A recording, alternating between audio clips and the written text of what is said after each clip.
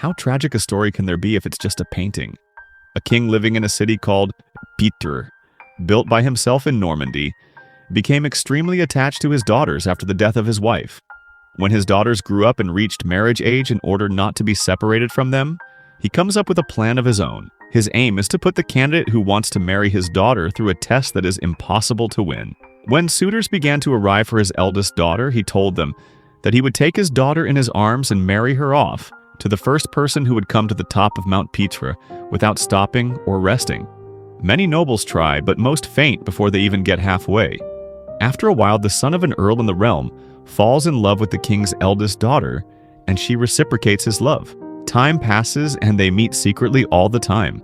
Finally, the man offers to run away with her, but the girl refuses the offer so as not to upset her father. She also knows that the man is not strong enough to pass the exam. The girl tells the man about her aunt in Salerno, who is an expert in making potions, and sends her a letter asking her to make a potion of strength. The man goes to get the potion, and when he returns, he proposes to the girl in front of everyone. The king is horrified by the man's weakness, but he still sends word to the people to witness the event. The king's daughter, so that her lover will not have a hard time carrying her, stops eating and almost dies of hunger. The day of the exam came, and the young man began his ascent, holding his love in his arms. He was carrying the potion in his mouth at the time, but he decided that he did not need it and trusted himself. The young man thought that if he slowed down to drink the potion, the crowd would be distracted. The man made it 2/3 of the way, but still didn't swallow the potion.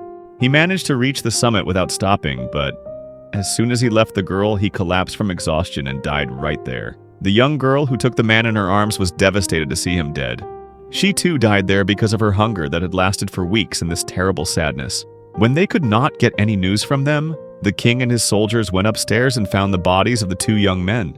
The king fell ill from grief at the loss of his daughter, and buried the bodies of the two lovers on top of the mountain 3 days later. From that day on, the mountain was called Two Lovers Mountain. Painter John Everett Millais painted the moment when these two lovers went to their tragic end under the name The Crown of Love in 1875 and brought it together with art lovers. Stay with art and love.